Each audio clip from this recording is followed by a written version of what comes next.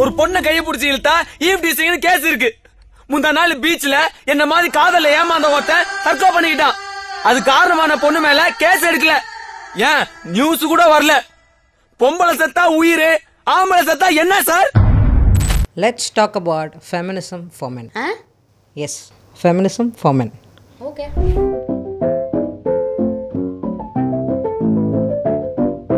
Welcome to முற்போக்கு முரஸ். Mansplaining-லேருந்தே ஆரம்பிக்கலாம். First mansplaining-னா என்னன்னு சொல்றேன். ஆணாதிக்கத்தின் பார்வையில் ஒருத்தன் ஒரு காலகாலமாக அவனுக்கு மட்டும்தான் தெரியும், பெண்களை விட அதிகமாக தெரியும் அப்படின்றத அவனோட ஒரு நாலேஜோட கண்ணோட்டத்திலேருந்து கண்டினியூஸாக சொல்லிக்கிட்டே இருக்கான் அப்படின்னா தட் இஸ் கால்டு மேன்ஸ்பிளைனிங். ஆக்சுவலாக மேன்ஸ்பிளைனிங் எங்கே ஸ்டார்ட் ஆச்சுன்னா, இப்போ சொத்துரிமையாக இருக்கட்டும், இல்லை பெண்களுக்கான சில நம்ம நிறையா கடந்து வந்த பாதைகளாக இருக்கட்டும், அதெல்லாம் ரெஸ்ட்ரிக்ட் பண்ணது பேட்ரியார்கியல் சொசைட்டி தான், ஒரு ஆணாதிக்கம் நிறைந்த சமூகம் தான். பட் அதோட மாறுபாடாக வந்து டே டு டே லைஃப்பில் இப்போ எப்படி ஆயிடுச்சு, ஒருத்தன் ஒரு கருத்தை முன் வைக்கவே வந்து அவன் கரெக்டாக பேசுகிறானா அப்படின்னு ஒரு 2 டைம் யோசிச்சு பேச வேண்டியதாக இருக்குது. சரி, நீ சொல்கிறத வச்சு பார்த்தா எதை பேசுறது எதை பேசக்கூடாது அப்படின்ற ஒரு கன்ஃபியூஷன் எப்பயுமே மென் இருந்துட்டே இருக்க மாதிரியே இருக்கு. Confusion of the constitution of the institution of the loose motion. ஒருத்தவங்க கிட்ட போய் பேசுறாங்கன்னா கூட தப்பா எடுத்துப்பாங்களோ, நம்ம ஃபிளர்டேஷியஸா பேசுறோம்னு நினைச்சுப்பாங்களோ, நம்மள ஸ்டாக்கர்னு எடுத்துப்பாங்களோ அப்படின்னு பெரிய பெரிய டேர்ம்ஸ் தான் இப்பெல்லாம் யூஸ் பண்ணி அவனை அந்த பேசுறதுக்கான ஃப்ரீடம் கூட அவனே கொடுத்துக்க மாட்டான். இதனால தான் மென்னோட டேட்டிங் லைஃப்ல கொஞ்சம் ஒரு பரிதாபமான நிலையில் ஒரு பக்கம் இருக்கும். அப்போ ஏன் திருமண வாழ்க்கை லைக் டேட்டிங் ஆப்ஸ் எடுத்துக்கோயேன். இப்போ நான் போயிட்டு யார்கிட்டயாச்சும் ஒரு கான்வர்சேஷன் ஸ்டார்ட் பண்ணோம் அப்படின்னா, அஸ் அ விமன்னா எனக்குன்னு ஒரு ஜெண்டர் கார்டு, ஜெண்டர் ப்ரிவிலேஜஸ் அந்த இடத்துல எனக்கு இருந்துகிட்டே தான் இருக்குது. நான் வந்து ஒரு மேன் அப்ரோச் பண்ணி போய் பேசுனப்போ எனக்கு வந்து அவன் எப்படி எடுத்துப்பான் அப்படின்ற ஒரு பயம் இருக்காது. ஆனால் இதே ஒரு ஆணுக்கு அதே மாதிரி தான் இருக்குன்னு நினைக்கிறியா? அது அந்த மாதிரி இல்லை. ஒரு பையன் போயிட்டு hey what's up you look good அப்படின்னு சொன்னா கூட oh my god you are flirtatious you look குட்னு சொல்றான். அது கூட வந்து லைக் ஆப்ஜெக்டிஃபை பண்ற மாதிரி இருக்குன்ற மாதிரி அவனை நினைச்சு ரெஸ்ட்ரிக்ட் பண்றது ஒண்ணு, அண்ட் இந்த சமூகமும் அவன் ஆப்ஜெக்டிஃபை பண்றான்னு தான் நினைச்சுக்கிட்டே இருக்கு. அதே மாதிரி டேட்டிங் ஆப்ஸ்ல பார்த்தோம்னா ஆண்களுக்குள்ளேயே ஒரு காம்படிஷன் இருந்துகிட்டே இருக்குல்ல, பெண்களுக்கு அந்த காம்படிஷன் ரொம்ப கம்மியா இருக்க மாதிரி தான் ஃபீல் ஆகுது. நான் ஒரு 2 ஸ்வைப் 3 ஸ்வைப் பண்ணேன்னா என்னால் ஒரு பையனோட மேட்ச் பண்ண முடியும். ஆனால் ஒரு பையனுக்கு அதே மாதிரி இருக்கா? இதுல இன்னொரு முக்கியமான விஷயம் என்ன தெரியுமா, நீ ஒரு டேட்டிங் ஆப் உள்ள போயிட்டு ஒரு 4 ஸ்வைப் 5 ஸ்வைப் பண்ணனா 6வது ஸ்வைப்ல உனக்கு காட்டிடும் பே me this much, just meeting another person. ரொம்ப இந்த உலகமே அதில் தான் இயங்கிக்கிட்டு இருக்கு வித் பீப்புள். அதுக்கே வந்து அவனுக்கு அவ்வளோ ப்ரெஷரு, அவ்வளோ காசு செலவு பண்ணி அவன் அதை பண்ணுற மாதிரி தான் இருக்குது. அங்கே தான் வந்து இந்த ஸ்பீட் டேட்டிங் கான்செப்ட் இன்னுமே ஒரு பெரிய ஒரு இது இருக்குல்ல. ஸ்பீட் டேட்டிங் அது வந்து இப்போது சென்னையிலே வந்துருச்சு. ஒரே ஒரு நிமிஷம் வந்து ஒருத்தவங்களோட பேசிட்டு அடுத்த நிமிஷம் வேற ஒருத்தவங்களோட பேசுகிற கான்செப்ட் தான் அது. It's actually good way to meet people, make communications எல்லாமே நல்லா இருக்கு. ஆனால் இதுலயும் ஒரு ஜெண்டர் பயஸ் இருக்கு. என்னன்னா, நான் ஒரு பெண்ணா வந்து ஒரு ஸ்பீட் டேட்டிங் நடக்கிற ஒரு இடத்துக்கு போனோம்னா நான் வெறும் 99 ரூபா பே பண்ணா போதும். இதே ஒரு பையன் அந்த இடத்துல 1000 ரூபாய் கட்டணும். என்னடா ஒரு 100% டிஃபரன்ஸ் இருக்கு. இதை இப்படி எடுத்துட்டு வர்றதுன்னு தெரியல. மைக் அடிக்காத. சாரி. இந்த 100% வித்தியாசத்தை எப்படி இவங்க ஈக்குவலா கொண்டு வருவாங்கன்னு தெரியல. இது எதனால இருக்குன்னு நினைக்கிறேன். பெண்கள் வீட்டுக்குள்ளேயே அடைஞ்சிட்டு இருந்தாங்க, அவங்க வெளியே வந்துட்டாங்க. அவங்கள இன்னும் வெளியே கொண்டு வரணும்னு சொல்லிட்டு இந்த மாதிரி ஒரு ரெனுமரேஷன்ஸ் அங்கே இங்கே அவங்களுக்கு கொடுத்தாலும் அதுக்கான ஆப்போசிட்டாக ஒரு சைடில் அவங்க இதுக்காக சேர்த்து பே பண்ணுற மாதிரி இருக்குல்ல. To bring women out men are also paying த ப்ரைஸில். அங்கே அப்படிலாம் கிடையாது. பையனுக்குன்னா பொண்ணு கிடைக்கிறது கஷ்டம் அப்படின்ற மைண்ட் செட் வந்து ரொம்ப கலெக்டிவாக நம்ம சொசைட்டியில் இருக்குது. டிமாண்ட் சப்ளை தானே கான்செப்ட். அங்கே டிமாண்ட் இருக்குது, நான் அதிகமாக ப்ரைஸ் பண்ணுறேன், வரதான் போகிறான். இது ரொம்ப டபுள் ஸ்டாண்டர்ட்ஸில் மென்னுக்கான ஒரு அவங்களே ஒரு சமூகமாக அவங்களுக்கான ஸ்டாண்டர்ட்ஸ் ஏதோ ஒரு இடத்துல தாழ்த்திக்கிட்டாங்களோ. Like women have high standards because அவங்க நிறையா விஷயம் பேட்டில் பண்ணிக்கிட்டே இருக்காங்க, நிறைய விஷயத்தில் வெளியே வந்துகிட்டே இருக்காங்க. அதனால அவங்களுக்குன்னு ஒரு ஓகே இதுதான் எனக்கு வேணும் செட் பண்ணி இன்னொரு சைடில் இருக்கிற மென் ஏதாச்சும் ஒன்று கிடச்சா போதும் அப்படின்ட்டு அவங்களே அவங்களோட தரத்தை கொஞ்சம் இறக்கிக்கிட்டாங்களோ. Set standards for yourself bro. ஒரு சின்ன விஷயம், ஒரு டேட்டிங் ஆப்பில் கூட போயிட்டு லைக் உங்களுக்குன்ற ஒரு செட் ஆஃப் டிமாண்ட்ஸ் வச்சுக்கோங்க. எப்போ பார்த்தாலும் ஒரு சப்ளைக்கே கிவன் ஆகாமல் make sure you are focusing on keeping yourself. உங்களுக்குன்ட்டு இதுதான் எனக்கு தேவை, இது வேண்டாம் அப்படின்ற மாதிரி ஒரு உங்களுக்கே ஒரு நிலைப்பாடு வச்சுக்கோங்க. அந்த நிலைப்பாடு இருக்கும்போது தான் உனக்கு ஒரு தெளிவு கிடைக்கும் உனக்கு என்ன வேணுன்றதுல. அவனோட டிக்னிட்டிலேருந்து, அவன் ரெஸ்பெக்ட்லேருந்து, அவனோட இன்டென்ஷன்ஸ்லேருந்து எல்லாமே வந்து ஒரு குவெஸ்டனுக்கு உண்டாக்கப்பட்டுக்கிட்டே தான் இருக்குது கண்டினியூஸாக. ஒரு விமன் எடுத்துட்டேன்னா வந்து லைக் இந்த சொசைட்டியில் வந்து ஒரு ஸ்ட்ராங் இண்டிபெண்டன்ட் உமனாக இருக்கிறதுக்கு அவங்களுக்கு அவ்வளோ ரெஸ்ட்ரிக்ஷன்ஸ் இருக்குது. அதெல்லாமே ஃபைட் பண்ணி ஒரு பர்சனாலிட்டியாக வந்து நிற்கிறாங்க. ஆனால் இங்கே மென்னுக்கு என்ன பிரச்சனைனா, இப்படி தான் இருக்கணும் அப்படின்னு ஆல்ரெடி ஒரு ஸ்டாண்டர்ட்ஸ் இருக்குது. அவங்களுக்கு ரெஸ்ட்ரிக்ஷன்ஸ் கிடையாது, ஸ்டாண்டர்ட்ஸ் இருக்குது. அந்த ஸ்டாண்டர்ட்ஸை மீட் பண்ண ட்ரை பண்ணியே அவனே செல்ஃபாக அவனோட ஸ்டாண்டர்ட்ஸையும் குறைஞ்சிக்கிறான். நம்ம எனக்கு காட்டப்படுற சினிமாக்கள்லையும் பார்த்தோன்னா எப்படி ஒரு காலத்தில் வந்து பெண்களுக்கு வந்து அழகு அப்படின்றது தான் ஒரே ஒரு கட்டமைப்பாக இருந்துச்சு. பட் ஆனால் அதே மாதிரி ஆண்களுக்கு இன்னுமே ஒரு கமர்ஷியல் ஹீரோ டைப்பாக தான் ஒரு பையன் வேணும் அப்படின்ற ஒரு எக்ஸ்பெக்டேஷன் கிரியேட் பண்ணிட்டாங்கல்ல. இப்போ ஏதோ ஒரு இடத்துல சண்டை நடக்குதுன்னா அநியாயத்தை கண்டா பொங்கணும், தட்டி கேட்கணுன்ட்டு அந்த இடத்துல அந்த பையன் வரானா அப்படின்றத பார்க்குறாங்க. அப்படி அவன் நடந்து தட்டி கேட்டால் வந்து அவனை மொரடன்னு சொல்லிடுவாங்க. அப்படி தட்டி கேட்கலன்னா பயந்தாங்குழின்னு சொல்லிட்டு ஒரு பிராண்ட் பண்ணிடுவாங்கல்ல. எனக்கு நாய்னா பயம்டா, எனக்கு பேய்னா பயம்டா அப்படின்னு சொல்கிறான்னு வச்சுக்கோயேன். ஏன் எங்கள் கேங்லேயே நிறைய நடந்திருக்கு.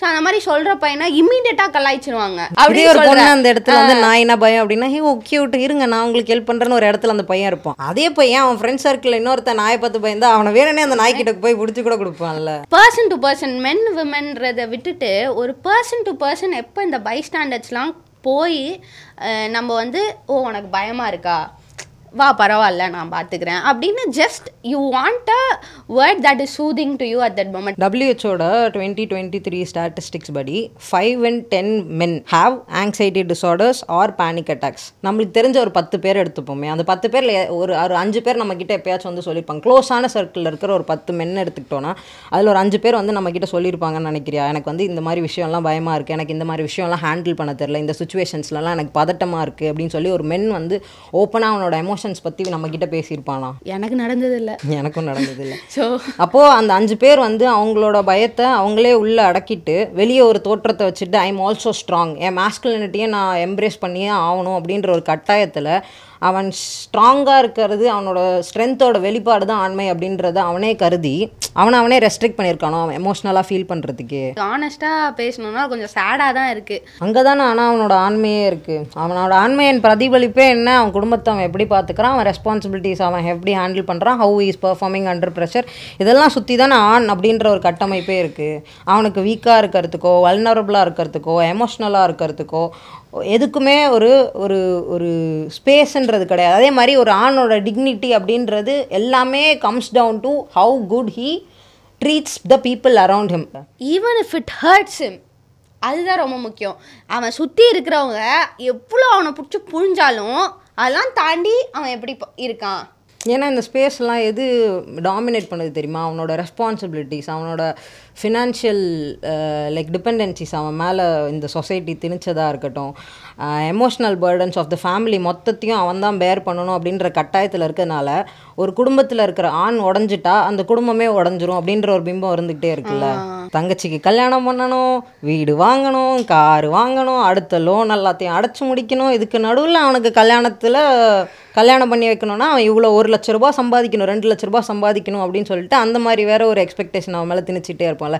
இதுக்கெல்லாம் நடுவில் அவன் மூச்சு விட்டு எனக்கு எமோஷ்னலாக பிரேக் டவுன் ஆகுது, எனக்கு பயமாக இருக்குன்னு சொல்கிறதுக்கு அழுவுறதுக்கு ஒரு ஸ்பேஸ் இருக்கா அவனுக்கு? கண்டிப்பாக இல்லை. ஆஸ் ஹியூமன்ஸ் நம்ம எல்லாருக்குமே நிறைய எமோஷன் இருக்குல்ல, vast range of emotions are there and every emotion has an intense arc to it. நான் ரொம்ப சேடாக இருக்கேன், எக்ஸ்ட்ரீம்லி சேடாக இருக்கேன் அப்படின்னாலும் அன்னைக்கு என்னோட வேலை என்னவோ அதை வந்து நான் முடிச்சு தான் ஆகணும் அப்படின்ற ஒரு தெளிவு எனக்கு இருக்குது. ஸோ அந்த சென்ஸ் ஆஃப் ரெஸ்பான்சிபிலிட்டி எனக்கு இருக்குது. ஸோ இவங்க என்ன தெரியுமா பண்ணுறாங்க, ஒரு எமோஷனையும் ரெஸ்பான்சிபிலிட்டி இது எல்லாத்தையுமே ஒரு மாதிரி இன்டர்லிங்க் பண்ணி ஒரு மாதிரி ரொம்ப வீவ் பண்ணி வச்சுருக்காங்க.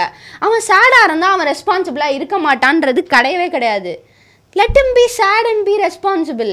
Let him be happy and be responsible. ஒரு கான்ட்ராடிக்டரி ஸ்டாட்டிஸ்டிக்ஸ் இருக்குது. இதுவும் எக்கனாமிக் டைம்ஸோட ரிப்போர்ட் படி women are 2.5 times more likely to have depression than men. ஆனால் இங்கே இந்தியாவில் சூசைட் ரேட்ஸ் அப்படின்னு பார்த்தோன்னா மென்னோட சூசைட் ரேட்ஸ் அதே 2.5 times உமனோட அதிகமாக இருக்குது.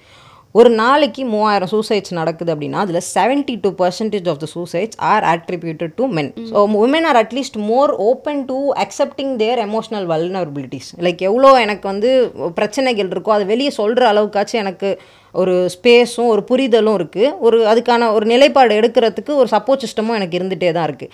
ஆனால் ஒரு மேனா நான் டிப்ரெஸ்டாக இருக்கேன், நான் சேடாக இருக்கேன்னு ஒத்துக்கிறதுக்கே அவனுக்கு முதல்ல அவனே அட்மிட் பண்ணிக்கிறதுக்கே ஒரு டைம் இல்லையோ, ஒரு ரெட்ரோஸ்பெக்ஷன் அவனுக்குள்ளே ஆராய்ஞ்சு நம்ம லைஃப் எங்கே போய்கிட்டு இருக்கு, நம்ம என்ன ஃபீல் பண்ணிட்டு இருக்கோம் அப்படின்ற அந்த ஒரு ப்ரீதிங் ஸ்பேஸ் எடுக்க கூட அவனுக்கு ஒரு வேளை டைம் இல்லையோ. நான் திரும்பி ஒரு கொஸ்டின் தான் கேட்கணும்னு நினைக்கிறேன். உங்கள் லைஃப்பில் மென் இருக்காங்கல்ல, ஸோ அந்த மென்னு வந்து அழுது நீங்கள் எத்தனை வாட்டி பார்த்துருக்கீங்க? எங்கள் அப்பா அழுது நான் ஒரே ஒரு டைம் தான் பார்த்துருக்கேன். ஒரு வாட்டி. அதே உங்கள் வீட்டில் இருக்க விமென் யாராவது அழுது நீங்கள் பார்த்துருக்கீங்களா? எங்கள் அம்மாவில் என்ன அடிக்கிறதுக்கே அப்பப்போ அழுவும். ஸோ என்னன்னா அந்த ஸ்பேஸ் டு ஈவன் க்ரை இருக்கு இல்லையா, வலிச்சா எல்லாருக்குமே it's a pain. The pain is an emotion. அது வலிச்சா அழுக வரும். ஆம்பளை ஸ்ட்ராங்கா இருக்கணும், அழுவறதுக்கே ஸ்பேஸ் இல்லைன்னும் போது அவன் வந்து எங்க வந்து எனக்கு வந்து மனசு கஷ்டமா இருக்கு, ஒரு மாதிரி ஃபிசிக்கலாவே என்னால் மூவ் பண்ண முடியலன்னு இவ்வளோ டிப்ரெசிவான டாபிக்ஸ்லாம் எப்படி அவன் பேசுவான்? பாவண்டா. ஆண்கள் அழக்கூடாது, ஆண்கள் அழவே கூடாது, இப்படி தாண்டா இருக்கு சொசைட்டி. இது ஆக்சுவலி ஆனால் எங்கேருந்து ஆரம்பிக்குதுன்னு நினைக்கிறேன். எனக்கு தெரிஞ்சு விமென்னோட சர்க்கிள்ஸ், மென்னோட சர்க்கிள் இது ரெண்டுமே வேற பரிமாற்றத்தில் பெர்ஃபார்ம் ஆகிற மாதிரியே இருக்குது. ஃபார் எக்ஸாம்பிள் ஒரு குரூப் ஆஃப் விமென் இருக்காங்கன்னு எடுத்துக்கோயேன். அவங்களுக்கான space to talk about things, நிறைய டிஃப்ரெண்ட் விஷயங்கள் கவர் பண்ணுற அளவுக்கு அவங்களுக்கு இருக்குது. இப்போ நான் வந்து ஒரு அரசியல் பேசலாம், ஒரு உளவியல் பேசலாம், இல்லை லைக் என் ரிலேஷன்ஷிப்பில் இருக்கிற சிக்கல் பேசலாம், என் செக்ஸ் லைஃப் பற்றி பேசலாம், எமோஷனல் வெல்பீயிங் பற்றி பேசலாம். இது எல்லாமே ஒரு சேஃப் ஸ்பேஸ் வந்து ஒரு விமனுக்கு எப்பயுமே இருக்குது. ஃபார் இன்ஸ்டன்ஸ் என்னை எவனோ ஒருத்தன் ஏதோ சொல்கிறான்னு வச்சுக்கோ, ரோட்டில் போகும்போதோ ஏதோ ஒரு சண்டையில் ஒரு வார்த்தை பேசிடுறாங்கன்னு வச்சுக்கோ. ஸோ அந்த வார்த்தையை பேசிட்டான், அதை எடுத்துகிட்டு போய் ஒரு ஃப்ரெண்ட் சர்க்கிளில் சொன்னால் அவன் வந்து ஃபீல் பண்ணும்போது அவனை ஃபீல் பண்ண அந்த நம்ம சின்ன வயசுலேருந்தே பார்க்குற சினிமாலேருந்து எல்லாருமே வா ஏதாவது உன்னை எவனா சொல்லிட்டான்னா ஒரு 4 ஃப்ரெண்ட்ஸு போய் சேர்ந்து அடுத்தவனை அடிக்கிறது, இந்த மாதிரி தான் காட்டி வச்சுருக்காங்க. ஸோ அவனால் I don't want hurt another person physically அப்படின்ற ஒரு கிளாரிட்டியே இருந்தாலும் அவன் அந்த ஹர்ட் ஆன விஷயத்த கூட Gantt able to open up to a friends group. So that is what the boundary is there inside a men's friends group. And men's friends group வந்து ரொம்ப ஃபன்னை நோக்கியே ஒரு அப்ரோச் அவங்ககிட்ட இருந்துகிட்டே இருக்கும். ஒரு குரூப் ஆஃப் மென் சேர்ந்தாலே அந்த இடம் கலகலப்பா, ஒரு வைபா, ஒரு ஜாலி எலமெண்ட்ஸாக பேசிட்டு, ஒரு லைட் கான்வர்சேஷன்ஸாக டீல் பண்ணிட்டு எல்லாருக்குமே நிறைய விஷயத்தை பற்றி பேசணுன்னு இருக்கும், நிறைய ஒப்பீனியன் சொல்லணுன்னு இருக்கும். நான் என் ஃப்ரெண்ட்ஸ் கிட்ட பார்த்துருக்கேன், இண்டிவிஜுவலாக பேசும்போது வேற மாதிரி பேசுவாங்க. ஒரு ஃப்ரெண்ட்ஸ் குரூப்பில் ஒரு ஒப்பீனியன் சொல்ல ஆரம்பிக்க வரான்னாலே இன்னொருத்தன் போயிட்டு என்ன தெரியுமா பண்ணுவான், சும்மா அதை பற்றிலாம் பேசாதடா, வா மச்சான் அதை பற்றி பேசலான்னு. ஏன்டா பேசுங்கடா, பேச கூட மாட்டுறாங்க ஓப்பனாக. ஃப்ரெண்ட்ஸ் குரூப்லேயே பேசாமல் நீ வேற எங்கே தான் போய் பேச போகிற? வைபு ப்ரோ, வைபு தான் முக்கியம். வைபை வச்சு எங்கே வந்த நீ? ஒன்றும் வரல. வந்து இந்த ஆனாதிக்கோடு பேசுனதை போய் பாவண்டா பசங்க ரொம்ப தான் ஸ்ட்ரகிள் பண்றாங்கன்னு பேச வச்சிட்டீங்கடா டே. அவங்க போட்டோவிற்கு அவங்களே மாலையை போட்டுக்கிட்டாங்க. இதற்கெல்லாம் காரணம் யாரு தெரியுமா? நீங்கள் தான். உன்னை பார். இன்னொரு முக்கியமான விஷயம் பேசணும்னு நினைச்சேன். ஃபேஷன் இன் மென். ஃபேஷன் இன் மென்னும் போது நீங்கள் ரொம்ப அப்படியே லண்டன் ஃபேஷன் வாக்ஸில் அப்படி தானே நடக்கிறாங்க, அப்படிலாம் போயிடாதீங்க. நம்ம கோயம்பேட்டில் எப்படி நடந்துன்னு இருக்கான்னு பார்க்கலாம். அவன் நடந்தா அவனை புள்ளிங்கோன்னுவீங்க, ஒரு ஸ்லீவும் ஒரு ஷார்ட்ஸும் போட்டா அதுவும் யார் பண்ணா எனக்கு புரியல. என் உடையோட சுதந்திரம் பற்றி பெண்ணியம் பேசி பேசி பேசி அதில் இன்னுமே நிறையா ஒரு இன்டர்லிங்க்டு அசோசியேஷன்ஸ்லாம் நிறையா இருந்துகிட்டே தான் இருக்குது. இன்னுமே லைக் பெண்களும் ஃபேஸ் பண்ணிகிட்டே தான் இருக்காங்க. பட் ஆனால் ஆணுக்கு ஃபேஷனை பற்றி பேசுகிறதுக்கான ஒரு சுதந்திரம் கூட கொஞ்சம் கம்மியாயிருச்சோ. அவனுக்குன்ட்டு ஒரு சட்டை பேண்ட்டு அதை போட்டால் நீ போதும் அப்படின்னு ஆக்கிட்டோமோ. ஒரு பிங்க் சட்டை போட்டால் அவனுக்கு பிரச்சனை, ஒரு கிராப் டாப் போட்டால் அவனுக்கு பிரச்சனை, ஒரு ஷார்ட்ஸ் போட்டால் அவனை புள்ளிங்கன்னு சொல்லிடுவோம். Feminism should also have a talking point as men. ஆண்களுக்கான உரிமைகளை பற்றியும் பேசுவது தான் ஃபெமினிசம். ஃபேஷனில் இப்படி ஒரு டபுள் ஸ்டாண்டர்ட்ஸ் ஒரு பக்கம் இருந்தால், பியூட்டி ஸ்டாண்டர்ட்ஸ்னு வரப்போ அது இன்னுமே ஒரு நிறையா டிஸ்பாரிட்டி இருந்துகிட்டே தான் இருக்குது. ஃபார் எக்ஸாம்பிள் இப்போ வந்து இந்த எஸ்பெஷலி கோவிடுக்கு அப்புறம் இந்த ஜிம் கல்ச்சர் அப்படின்றது கொஞ்சம் இன்டென்சிஃபைடாக எல்லா பக்கமும் பேசப்படுது. ஆனால் அந்த ஜிம் போய் நல்லா 6 பேக்ஸ் வச்சுட்டு ஒருத்தன் ஒரு ரீலோ இல்லை ஒரு வீடியோவோ போடுறான்னா கூட அவனோட கமெண்ட்ஸ்லேயும் போய் பார்த்தா இவன் வந்து ஸ்டெராய்டு எடுத்திருக்கான், இவன் வந்து ப்ரோட்டீனை வந்து தின்னுக்கிட்டே இருக்கான் அப்படின்ற மாதிரியும் ஒரு செட் ஆஃப் மித்ஸ் இருந்துகிட்டே தான் இருக்குது. ஸோ ஒருத்தன் ஹார்ட் ஒர்க் பண்ணாலும் பிரச்சனை, ஒருத்தன் பண்ணலைன்னா பண்ணாமல் ஒரு லதாஜிக்காக இருக்கான்னு சொல்லுவாங்க. ஒரு மேன் பூப்ஸ் இருக்கிற ஒரு பர்சன், இல்லை ஒரு தொப்பை வச்சுட்டு இருக்க பர்சன், ஆனால் வெரி ரெஸ்பான்சிபிள் பர்சன், நல்ல ஃபேமிலியோட சுச்சுவேஷன் அண்டர்ஸ்டாண்ட் பண்ணிவிட்டு அவன் உழைப்பு ஊதியம் எல்லாத்தையும் அந்த ஃபேமிலிக்கே அர்ப்பணிச்சுட்டு இருக்கான். ஆனால் அவனை முதல்ல பார்த்தோடனே அவன் கண்ணுக்கு தெரியறது அவன் மேன் பூப்ஸும் அவன் தொப்பையும் மட்டும்தான் இருக்குது. ஸோ இதெல்லாம் தாண்டி அடுத்து வந்தா செக்ஸ் லைஃப், அது ஒரு மேசிவ் மைல்ஸ்டோன். செக்ஸ் லைஃப் பற்றிலாம் நம்ம பேசுகிறோமா? அது வந்து இருக்கா பாதி பேருக்குன்னே தெரில. இப்போது செக்ஸ் லைஃப்னு எடுத்துக்கிட்டோன்னு வச்சுக்கோயேன், அதோட பர்ஃபார்மன்ஸ் ப்ரெஷர் எப்பயுமே வந்து ஒரு மென்னோட சைட்லேயே தான் அதிகமாக இருக்குது. ஏன்னா இப்போது ஒரு விமன் ஒரு மேன் 2 பேர் எடுத்துக்கிறோன்னா அந்த விமன் எப்படி அங்கே பெர்ஃபார்ம் பண்ணா அப்படின்றது ஒரு பேச்சு பொருளாக எங்கேயுமே இருந்ததே கிடையாது. அது வந்து அப்படி பேசினா அது விமனை இழிவுபடுத்தி பேசுகிற அப்ஜெக்டிஃபை பண்ணுறோம். நம்ம மைண்டை மட்டும் கண்டினியூஸாக அப்ஜெக்டிஃபை பண்ணிருப்போம்ல. லைக் அவனோட டிக் சைஸ்லேருந்து how long he lasts in பெட்லேருந்து ஹவு குட் ஹி கிரைண்ட்ஸ்லேருந்து எல்லாமே வந்து ஒரு பேச்சு பொருளாக இருந்துகிட்டே தான் இருக்குது. இதெல்லாம் ஆனால் ஆக்குனதும் ஒரு கட்டத்தில் பெண்களுக்கு அந்த சுற்றத்தில் பேசுறதுக்கான சான்ஸ் இருக்குன்றதுனால அவங்க பேசிக்கிட்டே இருக்காங்க. ஒரு ஆண் இதே அவன் செக்ஸ் லைஃப் பற்றி பேசினா அவனோட கேர்ள் ஃப்ரெண்டையோ அவன் ஒய்ஃபையோ அவனே அப்ஜெக்டிஃபை பண்ணுற மாதிரி இருக்குன்றனாலே அவனுக்கு பேசுறதுக்கான சான்ஸே கிடைக்கல. So no man is going and complaining about like how like அவனுக்கு கிடைச்ச ஒரு ஜாபாக இருக்கட்டும், ஜாபாக இருக்கட்டும், அது நல்லா இருக்குது நல்லா இல்லைன்ட்டு அவனால் அங்கே வெளில சொல்லவே முடியாது. ஆனால் ஒரு பொண்ணு வந்து அவன் 12 செகண்டில் முடிச்சிட்டான் 10 செகண்டில் முடிச்சிட்டான்னு சொல்லி அவனை சுற்றி ஒரு ப்ரெஷரை கட்டமைச்சிட்டே தான் இருக்காங்கல்ல. ஃபெமினிசம் வந்து ஒரு பக்கம் விமெனுக்கான செக்ஷுவல் வெல்னஸ், அவங்களோட ஆர்காசம்ஸ், அவங்களோட செக்ஷுவல் ஹெல்த், இதோட பேட்டர்ன்ஸ், அது எல்லாத்தையும் பற்றி பேசி மென்னோட ஆர்காசம்ஸ், மென்னோட கம்ப்ளீஷன், மென்னோட ப்ரீ எஜாக்குலேஷன், மென்னோட எரெக்டைல் டிஸ்ஃபங்க்ஷன், இந்த மாதிரி இருக்கிற அசோசியேட்டட் ப்ராப்ளம்ஸ் எதையுமே பேசாமல் விட்டுருச்சோ. they'll think me less of a man ன்னு நினச்சிடுறாங்க. நான் இல்லையோ அப்படின்னு நினச்சிடுவாங்கன்ற ஒரு அவ்வளோ பெரிய பயம், இவ்வளோ ப்ரெஷரு இதெல்லாமே இருக்கிறதுனால தான் எனக்கு என்ன தோணுதுன்னா like addiction rates are way more high in India for men than women.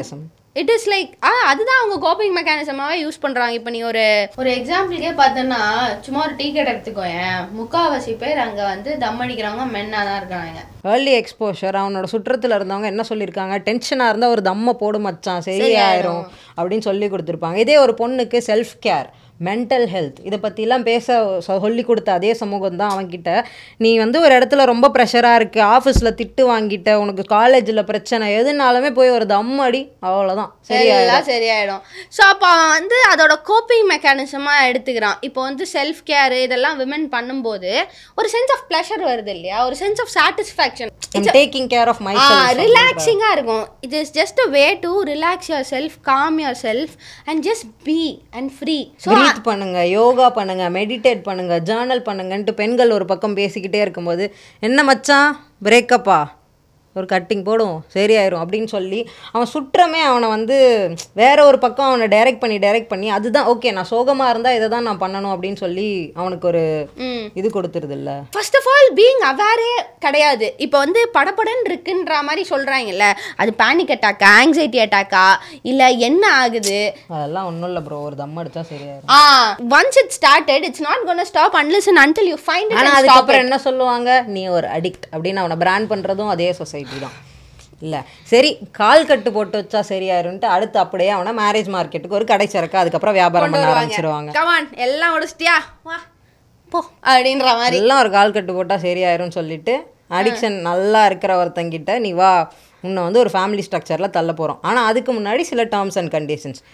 இந்த நீயா நான் டாக் ஷோலே பேசிட்டு இருந்தாங்களா, 1 லட்ச ரூபாய் சம்பாதிக்கணுமா, சொந்த வீடு வச்சிருக்கணும், கார் வச்சிருக்கணும், இதெல்லாம் ஒரு செமையா ஒரு மேட்ரு. மாப்பிள்ள வந்து ஹெலிகாப்டர்ல இருந்து வந்துதான் மாலை போடணும். டேய் மேரேஜ்ன்ற ஒரு ஸ்ட்ரக்சர் உள்ள போறாங்க அப்படின்னாலே ஆட்டோமேட்டிக்காக ஒரு எக்ஸ்பெக்டேஷன் என்ன ஆகுது, அந்த பையன் தான் அந்த குடும்பத்தை பார்த்துக்க போகிறான் அப்படின்ற மாதிரி ஆகி அந்த பையனோட சேலரியை தான் நிறையா நோட்டீஸ் பண்ணப்படுது, அந்த பையனோட பேக்ரவுண்ட் மட்டும்தான் நல்லா செக் பண்ணப்படுது.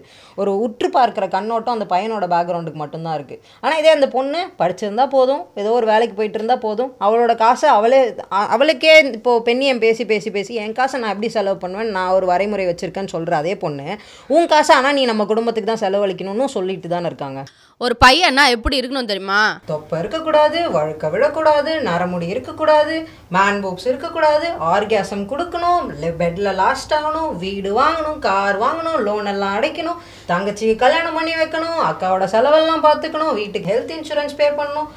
இதை தாண்டி டூ ஃபார்வர்டாக இருக்கக்கூடாது, டூ பேக்வேர்டாக இருக்கக்கூடாது, கூச்சப்படக்கூடாது, ஷையாக இருக்கக்கூடாது, ஆனால் ஃப்ளர்டேஷியஸாகவும் எடுத்த உடனே பேசவும் கூடாது. Fun, loving and easy to converse with இருக்கணும். போதும் லிஸ்ட் பெருசா போய்கிட்டு இருக்கு. terms and conditions apply. So இப்போ எல்லாமே பிரச்சனையா தான் இருக்கு, எல்லாத்தையும் வச்சு செஞ்சுட்டு தான் இருக்காங்க. இதுக்கு மேல இது வச்சு என்ன பேசுறதுனே எனக்கு தெரியல. புரியுதா? எங்க போறோம்னு எனக்கு சத்தியமா தெரியல. ஆக்சுவலி இதுல மாப் மென்டாலிட்டியை நான் அதை ஒரு கம்ப்ளீஷன் கொடுக்கறதுக்குள்ள நீ ஒரு ஹர்ட் மென்டாலிட்டியில் ஒரு கலெக்டிவ் மைண்ட் செட்டில் இன்னொருத்தங்க தள்ளிக்கிட்டே இருக்காங்க நீ இப்படி தான் இயங்கணும்னு சொல்லிட்டு. அதை தாண்டி நீங்களே உங்களுக்கு முதல்ல ஒரு வரைமுறை உங்களுக்கே வச்சுட்டு இதெல்லாம் தான் என்னோட விருப்பு வெறுப்பங்கள், இதெல்லாம் தான் நான் பண்ண போகிறேன் அப்படின்ட்டு உனக்கு ஒரு நிலைப்பாடு முதல்ல இருந்தால் மட்டும்தான் உன்னால் what the society is doing wrong to you, என்ன உனக்கான ஜஸ்டிஸ், உனக்கான ஃபேர்னஸ் எது அப்படின்றது கண்டுபிடிக்க உன்னால் முதல்ல முடியும். இது எங்கேருந்து ஸ்டார்ட் ஆகுது தெரியுமா? உன் நண்பன் ஒருத்தன் உன்கிட்ட வந்து ஒரு துயரம்னு சொல்கிறான், உன்கிட்ட வந்து கண்ணீர் விடுறான் அப்படின்னா அந்த இடத்துல அவனை வீக்காக பார்க்காம பரவாயில்லடா ஆளு ஒன்றும் பிரச்சனை இல்லை, நாளைக்கு நம்ம கண்ணை தொடச்சிட்டு இது என்ன ஆகுறதுன்னு பார்ப்போம்னு சொல்கிறவன் தான் உண்மையான ஃப்ரெண்ட். எப்போ பார்த்தாலும் ஒரு ஃபன் ஒரு வைப்ஸ்ன்ற மாதிரி, அதுவும் ஒரு கும்பலாக இருக்கும்போது, இது ஒரு 2 ஆண்களுக்கு நடுவில் இருக்கும் கான்வர்சேஷன் எப்பயுமே நான் இந்த மாதிரி இருந்து பார்த்ததில்ல. ஆனால் ஒரு குரூப்புன்னு வந்துட்டு அந்த குரூப்பில் எப்படி நம்ம பேசுனா நம்மளை அக்செப்ட் பண்ணிப்பாங்க அப்படின்றத பார்த்து ஒரு குரூப்பிசம் மென்டாலிட்டி உனக்கு ஆட்டோமேட்டிக்காக வந்தது. அங்கே உன் இண்டிவிஜுவாலிட்டி நீ லூஸ் பண்ணுற, அந்த இண்டிவிஜுவாலிட்டி லூஸ் பண்ணும்போது தான் உன்னோட ஜஸ்டிஸ், உன்னோட ஓவரால் ஃபேர்னஸ் இது எல்லாமே எங்கேயோ ஒரு இடத்துல நீ விட்டுடுற. ஸோ பேசிக்லி ஆண்னா அதை வீரம் அப்படின்றதோட அசோசியேட் பண்ணுறோம். மேன் ஷுட் பி பிரேவ் அப்படின்னு. பிரேவுக்கான டெஃபினேஷன் என்னை பொறுத்த வரைக்கும் என்னென்னா being vulnerable, being open, taking up the space that you want and saying no when it's needed. So that is what being brave is for me. And exactly. If you really associate men to being brave, then do it with these things, not other way around.